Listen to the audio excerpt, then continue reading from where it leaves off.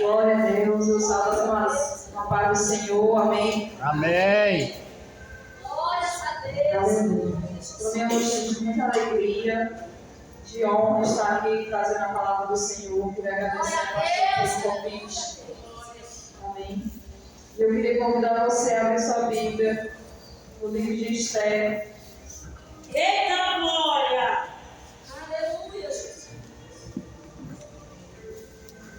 Aleluia. Aleluia. Capítulo 4.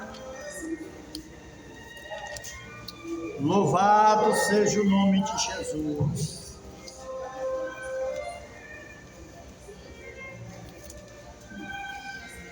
Esther capítulo 4, a partir do versículo 1. A palavra do Senhor nos diz assim: quando soube Mordecai tudo quanto se havia passado, rasgou as suas vestes e se cobriu de pano de saco de cinza, e saindo pela cidade, clamou com grande amargo clamor. Versículo 4.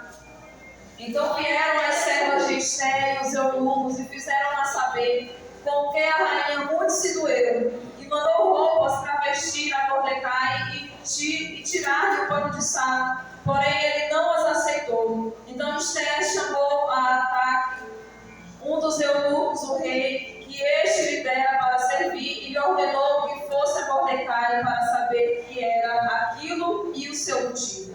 Saiu, pois, atrás da praça da cidade para encontrar-se com Mordecai à porta do rei. E Mordecai lhe fez saber tudo quanto lhe tinha sucedido. Versículo 9. Tomou, pois, Ataque e fez saber a Esther as palavras de Mordecai. Então respondeu Esther a Ataque e mandou-lhe dizer a Mordecai: todos os servos do rei e o povo das províncias do rei sabem que para qualquer homem ou mulher, sem ser chamado, entrar no pátio inferior para avistar-se com o rei, não há senão uma sentença, a de morte, salvo se o rei estender para ele o cetro de ouro, para que viva. E eu, nesses 30 dias, não fui chamada para entrar ao rei. Fizeram saber a Mordecai as palavras de Esther. Então lhes disse Mordecai que respondesse a Esther: não imagines que por estares na casa do rei, só tu escaparás entre todos os judeus. Porque se de todo te calares agora, de outra parte, se levantará para os judeus socorro e livramento. Mas tu e a casa de teu pai perecereis. E quem sabe se para conjuntura como essa é que foste levada a rainha. Então disse Esther e respondesse a Mordecai: vai, ajunta a todos os judeus que se acharem em Suzã, e jejuai por mim, e não comais, nem bebais por 3 dias, nem de noite, nem de dia. Eu e as minhas servas também jejuaremos. Depois irei ter com o rei, ainda que é contra a lei. Se perecer, pereci. Então se foi Mordecai e tudo fez, segundo Esther lhe havia ordenado. Aleluia. Paizinho, nós te louvamos, te exaltamos e agradecemos o teu santo e poderoso nome. Eu aqui, Senhor, a tua palavra, e assim como João Batista disse, eu aqui também vos falo, Senhor, essa noite, que eu diminua e que o Senhor venha crescer nesse lugar, que o teu Espírito Santo tem liberdade para falar de Deus. Aleluia, Jesus. Senhor, que não venha ser eu ministrar, que tudo aquilo que sai dos teus lábios na noite de hoje não venha ser de mim, mas que venha ser o teu Espírito a falar para a formada igreja. Toma esse lugar, Senhor, nas suas mãos. Toma cada coração aqui nessa noite. Que venha ser para que venha receber a tua palavra, a tua semente, em nome de Jesus. Toma cada mulher, Senhor, que chegou aqui na noite de hoje. O Senhor conhece o coração de cada uma. O Senhor conhece todas as lutas de cada uma. Que na noite de hoje, meu Deus, conforme a cada necessidade, o Senhor venha falar e ministrar com você. Aleluia. Nós oramos, Senhor, e por fé, nós te agradecemos. Amém. Aleluia, Jesus. Glória a Deus. Na noite de hoje eu quero falar algo a respeito de que nós temos vivido dias de lutas, dias difíceis. Eu creio que não só eu, mas com todas nós. Nós podemos observar, queridos, que aqui no nosso país, no Brasil, nós temos liberdade para pregar o Evangelho, para anunciar a palavra de Deus ainda. Mas em outros países não existe essa liberdade. O povo de Deus, ele vive escondido. O povo de Deus, ele vive oprimido. E alguns são até mortos por causa da palavra, por causa do nome de Jesus. E aqui nós temos liberdade. E aqui, se queridos, nem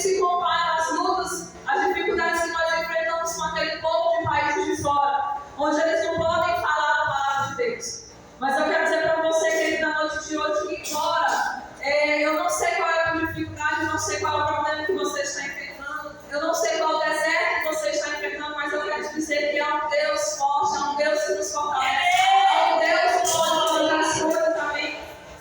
E eu quero falar um pouquinho a respeito de Esther. Eu creio que todos já sabem um pouco da história dessa mulher. É uma mulher que foi órfã desde criança, seus pais morreram e ela cresceu, foi criada por um parente chamado Mordecai. E esse parente cuidou dela como se fosse uma filha. E chega um determinado momento da vida dela em que ela tem a oportunidade de se tornar rainha. A Bíblia fala a respeito da rainha, da esposa do rei Assuero, em que o rei manda chamar aquela mulher e ela não vai, ela se nega a ir ao encontro do rei, diante de uma festa que ele estava dando para vários convidados. E a palavra do Senhor vai nos dizer, queridos, que o rei muito se entristeceu e ele foi consultar os homens que estavam ali ao lado dele e perguntou o que ele faria diante dessa situação. E os homens que estavam ali ao lado dele disseram: olha, o que tu tem que fazer é destituir essa mulher do reinado, tem que tirar ela de rainha, porque as mulheres aí afora vão ouvir falar dessa fama, do que ela fez contigo, e as mulheres vão querer fazer o mesmo com seus esposos. Vão desobedecer, então não precisa tirar ela. E assim o rei Assuero fez. E Esther, queridos, foi ali uma das mulheres escolhidas pelo povo do rei, que viesse ser escolhida. Então ela foi, para a honra do Senhor Jesus, ela foi escolhida. A gente vê aqui durante a história que o rei, ele levanta um homem, um príncipe no seu reino, que estava ali acima de todos os outros governantes. E o rei dá autoridade para ele. E aquele rei, em um determinado momento, ele passava pela rua e todas as pessoas que passavam por ele se curvavam diante dele. Mas Mordecai, que era um homem judeu, que era um homem que conhecia Deus, que era um homem que amava Deus, não se curvou. E isso enfureceu Amã.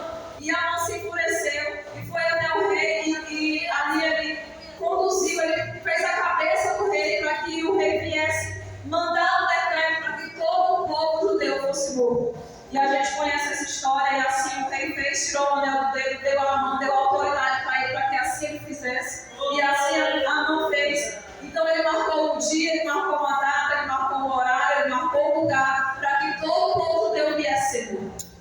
Mas até então, Esther, ninguém sabia que ela era judia, pelo menos não no palácio. Oh, glória a Jesus! Que ela era judia. E agora você vai dizer que esse homem que criou ela, Mordecai, pegou cinzas, jogou sobre sua cabeça, foi pro meio da rua clamar ao Senhor, vestiu-se de pano de saco, foi pedir a Deus por misericórdia para o seu povo. Então aquele homem se colocou naquela situação, e a gente entra aqui no texto, quando eu comecei a ler, que Esther ficou sabendo disso que a mãe estava fazendo no meio da rua, e ela quis saber qual era o motivo. Por que esse homem está assim no meio da rua? Pega uma roupa, leva ela para ele, para que ele venha se vestir. Então foi lá, o homem chegou e disse: eu quero roupa nenhuma, eu não quero essa roupa, eu vou continuar fazendo o que eu estou fazendo, porque eu estou clamando ao Senhor pela minha vida, pela vida do povo de Deus. E ele continuou clamando ao Senhor, e Esther ficou sabendo do motivo. Então Mordecai disse a ela: talvez foi por isso que não foi escolhida para ser rainha. E tem certas coisas que acontecem na vida da gente que a gente não consegue entender. Mas eu observando a história dessa mulher, que ele diz, é uma mulher que desde criança não teve pai, não teve mãe. Eu acredito que foi alguém que teve muitos traumas, tinha muito motivo para estar lá naquela casa do rei, mas ser uma mulher triste, ser alguém que olhava para si e dizia assim: mas eu não sou digna de estar nesse lugar, eu não mereço estar aqui, eu fui alguém órfão, eu fui abandonada pelos meus pais morreram, e eu fui ali criada por um tio meu, por um parente meu, e talvez ela não se deixou levar para aquele sentimento que era dentro dela, dizer que ela não merecia aquilo ali. E a gente observa que eles vão falar do Senhor que ela não se deixou levar em nenhum momento por esses sentimentos de autoconsideração, de piedade, dizer: eu não sou digna de estar aqui. Mas ela fez o que ela tinha que fazer. E a gente aprende aqui com essa mulher algumas lições.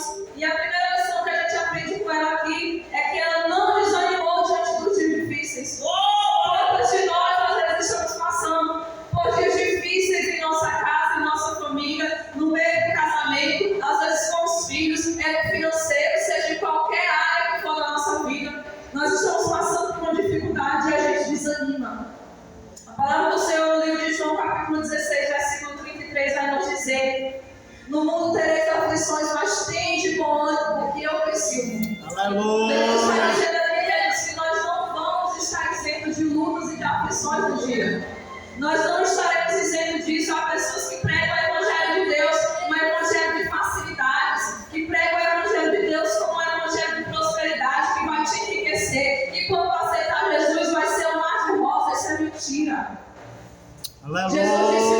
vocês terem aflições. Se nós olharmos para trás, querido, nós vamos ver durante toda a Bíblia, desde o Gênesis até o Apocalipse, aqueles homens de Deus que sofriam.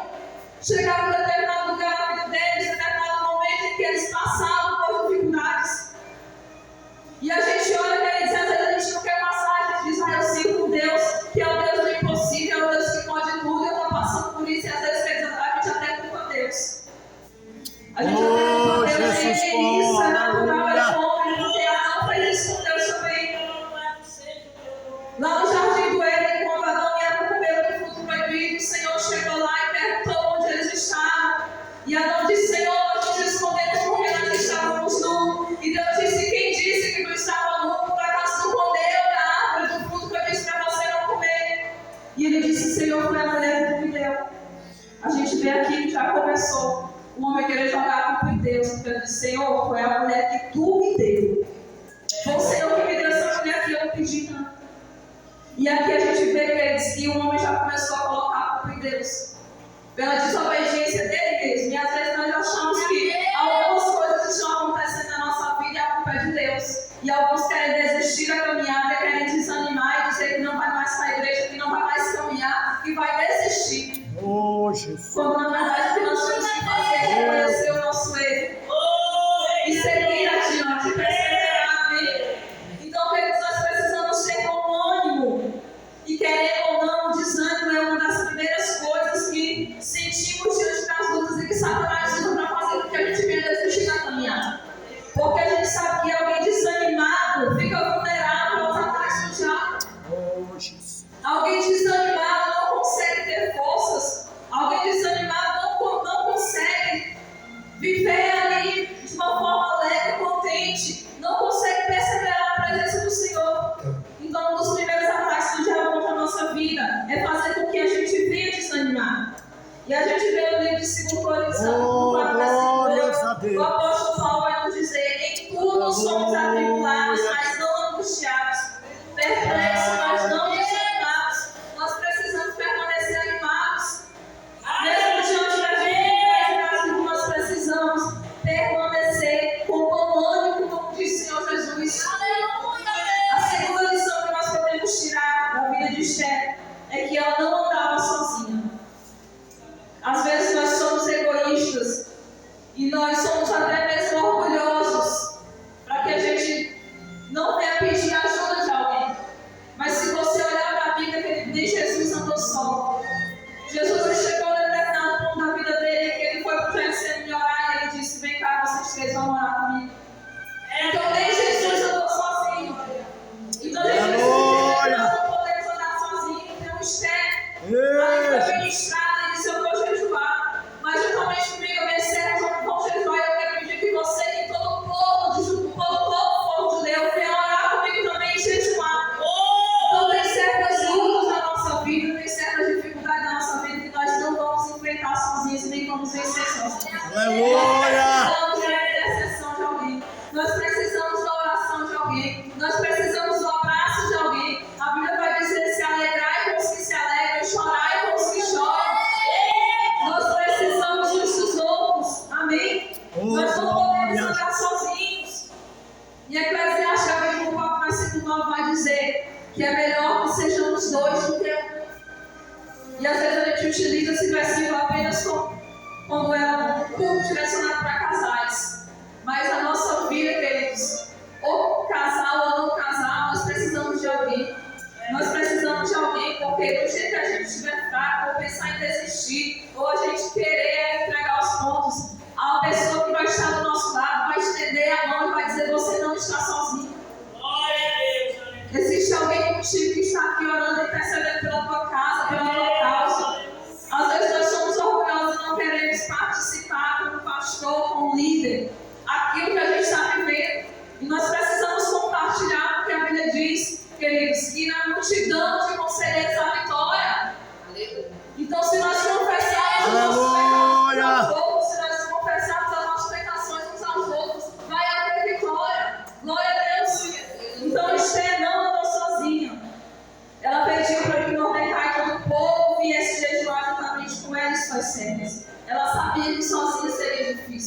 Então nós precisamos, e eu quero chamar a sua atenção para isso na noite de hoje, nós precisamos uns dos outros. Aleluia. Nós precisamos uns dos outros, amém? A terceira lição aqui, nós não podemos andar segundo a carne. Em dias difíceis precisamos matar a nossa carnalidade. A Bíblia diz que devemos andar no Espírito. Se ela tivesse agido, se Esther tivesse agido segundo a carne, talvez ela tivesse colocado tudo a perder. Porque quer dizer, eu sou rainha, eu sou a esposa do rei, eu tenho autoridade nesse lugar, mas não. Ela agiu pelo Espírito, e a Bíblia vai dizer que em Gálatas 6:8, quem semeia na carne colherá ruínas, mas quem semeia para o Espírito colherá a vida eterna. Nós sabemos que é uma luta constante entre a nossa carne e o nosso espírito. E a Bíblia vai dizer que as obras da carne elas se manifestam. Pastor, o que é isso? Quer dizer que nós não precisamos fazer esforço nenhum para que uma obra da carne se manifestar. E quais são as obras da carne? É a lascívia, é o adultério, é a prostituição, é a inveja, é a mentira e várias outras coisas semelhantes a esse. Então não precisamos de nenhum esforço para mentir, precisamos? Não. Nós não precisamos de nenhum esforço para sentir ciúme de alguém ou inveja de alguém. Nós não precisamos fazer esforço nenhum para ficar com raiva de alguém. Isso se manifesta, as obras da carne elas se manifestam. E é por isso que nós precisamos andar em Espírito. Porque às vezes, queridos, diante das lutas, se nós não estivermos em Espírito, nós vamos colocar tudo. Jesus, é mesmo. Nós precisamos andar em Espírito. E aqui Esther foi uma mulher sábia. Ela pediu a direção de Deus, ela foi buscar em Deus, ela disse, vamos jejuar, vamos orar por 3 dias. Porque ela sabe que a oração ela pode muito em seus efeitos. A oração ela tem o poder de mudar a realidade.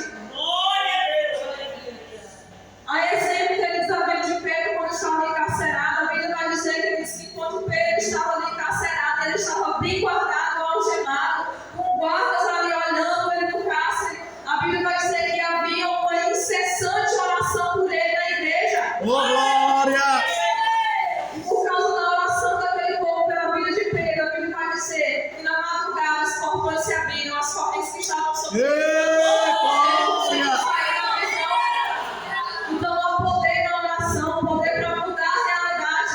E eu quero dizer, não importa a situação que você esteja vivendo, o Senhor pode mudar essa realidade. Mas nós precisamos ter uma vida de intimidade com Ele. Precisamos andar em Espírito, amém? A quarta lição que nós podemos tirar é entrar na presença do Rei com humildade e obediência. Como que essa mulher fez? Esther era rainha, era esposa do rei, ela poderia ter usado disso, dos seus benefícios como esposa, para conseguir ou exigir chegar diante do esposo dela, do marido dela, do rei, e dizer, não faça isso, não mate o meu povo. Mas ela não usou da força do braço ou da palavra dela. E às vezes nós queremos vencer os nossos inimigos, queremos vencer as nossas dificuldades na força do braço. Meu Deus. E não é na força do braço que nós vamos vencer, mas é na força do Senhor. Quando a gente olha para Davi, que ele disse pequeno, João pegou de um tamanho pequeno e olhou para aquele gigante. E ele disse, olha, tu vem contra mim com espada, mas eu vou contra ti, em nome do Senhor dos Exércitos. Não é na força do meu braço que nós vamos vencer, mas é na força do nome do Senhor Jesus. E a gente vê ali que ela foi humilde, ela se chegou ao rei como qualquer outra pessoa. E ela disse, olha, se eu obedecer, eu obedeci, mas eu vou fazer aquilo que tem que ser feito. E com humildade ela chegou, com humildade ela foi lá. E a palavra do Senhor vai nos dizer, queridos, que ela chegou até o rei com humildade, e ele estendeu o cetro de justiça sobre ela. Glória! Ele estendeu e ele perguntou, o que é que tu queres? A perguntar do rei eu te darei. Isso mostra, queridos, se nós andarmos em obediência e humildade, o Senhor nos atende, o Senhor nos ouve. Então ela chegou com humildade, e humildade não é pensamentos de si, é pensamentos em si, e mais nos outros. Foi o que ela talvez ela pensou menos dela mesma, porque ela disse, agora eu vou lá. Mas se eu obedecer, eu obedeci, mas eu vou fazer o que eu tenho que fazer pelo meu povo. Aleluia. Isso não é ficar pensando menos de si. Dizer, agora coitadinha de mim. Se eu for lá, o que vai acontecer comigo? E se eu morrer? Não, ela não pensou nela, ela pensou no seu povo. Amém? Então ela foi humilde, chegou diante do rei e se humilhou diante dele, se prostrou em obediência. E assim também nós temos que ser. Jesus, querido Deus, a palavra do Senhor vai nos dizer, sendo Deus, ele não levou em consideração isso, antes ele se humilhou, assumindo a forma de servo. Oh, glória a Jesus. E é isso que nós temos que fazer. Porque às vezes nós, na condição de filhos, queremos exigir algo para Deus, exigir algo de Deus, determinar algo, queremos até na nossa oração dizer para Deus o que é que Deus tem que fazer. Às vezes a gente olha e diz assim, Senhor, faz isso para mim. A gente quer dizer o que é que Deus tem que fazer na nossa vida. E nós não podemos fazer isso, queridos. Nós temos que ser humildes. Aleluia! Senhor, minha necessidade é essa. O Senhor conhece, o Senhor sabe. Mas se for da tua vontade que pensei, também se não for, o Senhor vai me ensinar a aprender a viver. Sim, Deus! Aleluia! Então, queridos, nós vemos aqui que essa mulher ela foi humilde, ela foi obediente. Nós aprendemos muita coisa com Esther. Ela não levou em conta a posição dela de rainha. Ela não levou em consideração. E às vezes a gente, como filho, quer dizer assim, Senhor, eu sou teu filho, eu sou teu servo. Em nome de Jesus, eu quero determinar que isso vai acontecer. A nossa oração, ela tem poder para mudar a realidade, ela tem. Mas ela não passa por cima da vontade de Deus. Só vai acontecer se for da vontade de Deus. Amém? Amém. Em 2 Timóteo capítulo 3, versículo 1, a palavra do Senhor nos diz assim: nos últimos dias sobrevirão tempos difíceis. E esses tempos difíceis, eles sobrevirão para todos nós. Aleluia, Jesus. Eles virão para todos nós. Em Romanos 8, 28 vai dizer: tudo coopera para o bem daqueles que amam a Deus. E esse tudo aqui, queridos, ele não é só todas as coisas boas vão cooperar para o bem daqueles que amam a Deus, pastor. Às vezes a gente diz assim, tudo coopera. E a gente acha que esse tudo aqui é só coisa boa. Mas esse tudo aqui inclui o doloroso, inclui a tristeza, inclui a decepção, inclui a ansiedade, inclui muita coisa ruim, a dor, o luto, a perda. Aleluia! Mas ele vai dizer, todas essas coisas, mesmo sendo ruins, vai cooperar para aqueles que amam a Deus. Aleluia, Jesus. Oh, Em glória. todas essas coisas, Deus trabalha para o bem. E não existe um evangelho sem cruz. Lucas 9:23 vai dizer: aquele que quer vir após mim, negue-se a si É mesmo. mesmo, Jesus. Aleluia. Não existe um evangelho sem cruz. Não Glória. existe um evangelho de facilidade. Se a gente for comparar as nossas vidas com a vida dos apóstolos, dos 12 de Jesus, nós vamos ver, queridos, que a nossa luta nem se compara com a vida que aqueles homens sofreram. Às vezes nós nos deixamos levar, deprimir, desanimar por conta das nossas lutas pessoais. E tudo se trata do nosso pessoal. É uma luta no casamento que eu estou passando. É uma luta com meu filho, que é escravo das drogas, do pecado ou da bebida, eu não consigo fazer com que ele me deixar. Seja o que for, a nossa luta não se compara com a luta que aquele povo sofreu. Glória a Deus. Não se compara, porque a luta deles não era pequena. E o apóstolo Paulo vai dizer que ele aprendeu a estar contente em toda e qualquer situação. Aleluia. Nossa, como eu comecei a viver na escassez. Eu sei viver na alegria, como eu sei viver também na tristeza. Eu sei viver na saúde, como também sei viver na doença. Então Paulo tinha uma convicção do Deus que ele servia, e não importava a circunstância que ele estava vivendo. Oh, glória! Ele é convicto na fé dele. Aleluia. E assim também nós precisamos fazer. Precisamos ser. Não é a circunstância, queridos, que nós estamos vivendo que pode mudar a realidade de quem Deus é. Há uma canção que diz: se Deus fizer, ele é Deus. Se ele não fizer, ele continua sendo Deus. Aleluia.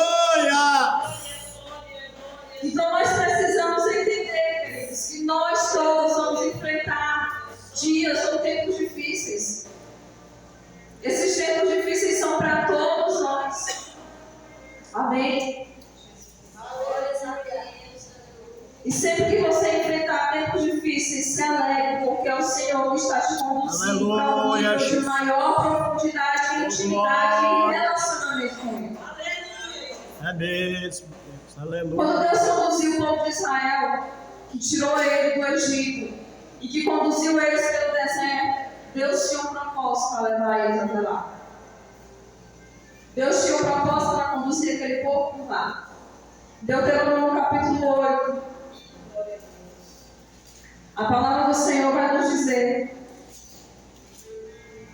capítulo 8, versículo 2: recordar-te-á de todo o caminho pelo qual o Senhor teu Deus te guiou no deserto estes 40 anos, para te humilhar, para te provar, para saber o que estava no teu coração, se guardaria os fundamentos.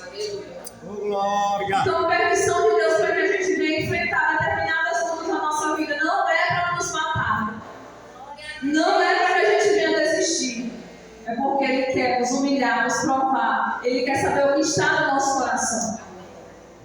Ele quer saber se a gente vai guardar ou não os fundamentos dele. Na verdade, nem Ele quer saber, porque Ele está sabendo. Ele quer que a gente venha saber do que nós somos capazes.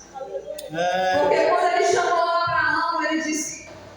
Eu acho muito linda essa passagem, porque Deus chama Abraão e diz: olha, Abraão, eu vou te dar um filho. E Abraão olha para a realidade em que ele se encontrava. Um homem de mais de 90 anos. A mulher do mesmo jeito. Irmãos, nós nos escandalizamos com a Cláudia Raia com 50 anos engravidando. Imagine Sara com 90. Então ele olhou para a realidade dele, olhou para a realidade da mulher, para a idade deles. A mulher era estéril, e ele disse: como é que eu vou ter um filho com essa mulher, gente? Então eu creio que houve a dúvida no coração dele. Mas o Senhor, Ele não é um para mim, nem filho do homem. Aleluia! Ele é para cumprir. E Deus cumpriu com a sua promessa, Deus cumpriu com a sua palavra, deu um filho para Abraão passar na sua velhice. Mas o interessante é que agora Deus fez uma promessa e disse: Abraão, eu vou te dar um filho, desse filho virá nações. Tu pode olhar para o céu, tu não vai conseguir contar as estrelas, vai ser inúmero a tua descendência, a tua geração, que vai vir do teu filho, sabe? Mas agora Abraão chama ele e diz assim: agora me dá teu filho. O pastor não é esse. Deus faz uma promessa e diz que desse filho Isaac, a partir dali, viria uma nação. E agora Deus pede um filho. Deus sabia ou não sabia que tinha um coração de Abraão. Glória a Jesus. Mas ele queria provar para Abraão que Abraão também tinha Deus. Glória. Que o coração de Abraão era de Deus. Porque às vezes a gente se pergunta: Senhor, será que eu sou mesmo teu filho? Meu Deus, será mesmo se eu fui chamado, se eu fui escolhido por ti? E às vezes nós duvidamos. E talvez Abraão tivesse duvidado também. E o interessante é que Deus deu a Abraão 3 dias. Disse: Abraão, eu quero que tu mostre teu filho, mas não quero que seja bem aqui não. Ó, vai uma caminhada de 3 dias. Deu tempo para Abraão pensar. Deu tempo para Abraão dizer assim: eu vou, não vou, eu faço, não faço, eu dou meu filho, eu não vou. Mas Abraão fez. Glória a Jesus. Abraão fez. E quando chega no momento de imolar o seu filho, de matar o seu filho, Deus envia um anjo e diz: Abraão, não faça isso. Não faça isso, Abraão. Deus só queria provar para Abraão que Abraão era um homem temente a Deus. E a gente deu permissão para nossa vida para Ele nos provar, para que a gente venha nessa igreja que nós somos alguém temente a Deus. E é Ele que vai acontecer, nós iremos que acontecer. Aleluia, Jesus. Então o Senhor tem um propósito para todo o deserto, toda dificuldade que nós passamos. Todo o propósito, o Senhor tem um propósito para tudo aquilo que nós enfrentamos na nossa vida. Para toda dificuldade. Amém? Então o Senhor tem um propósito. Então Ele quer que a gente venha buscar um relacionamento com Ele, ter intimidade, uma profundidade com Ele. Oh, glórias a Deus. Então quando Deus conduziu o povo lá no deserto, chega determinado tempo que o povo começou a faltar as coisas, eles quiseram clamar a Deus: Senhor, Aleluia! nos ajuda, Senhor. Mas chegou um glória. determinado momento também que o povo já não queria mais falar com Deus. Ele ia lá de Moisés e disse: Moisés, vai lá falar com Deus. E nós não podemos ser assim. De dizer: pastora, vai lá, ore por mim. Pastor, vai lá, ore por mim, pela minha casa, pela minha causa. Olha, pastor, eu vou para a igreja hoje. Não. Eu não vou para a oração hoje, não, mas eu quero que o Senhor ore para mim. Nós não podemos fazer isso. Como eu falei, nós precisamos sim uns dos outros, mas eu também tenho a responsabilidade de orar pela minha casa, pela minha vida, para que eu venha me fortalecer, para que eu venha buscar ter intimidade, um relacionamento verdadeiro com o Senhor. O nosso relacionamento com Deus ele não pode ser superficial, não pode ser apenas quando nós entramos daquela porta para cá, porque tem gente que só ora a Deus quando entra na igreja, mas em casa não ora. E nós precisamos ter essa vida de intimidade com Deus também. Então o povo quando se viu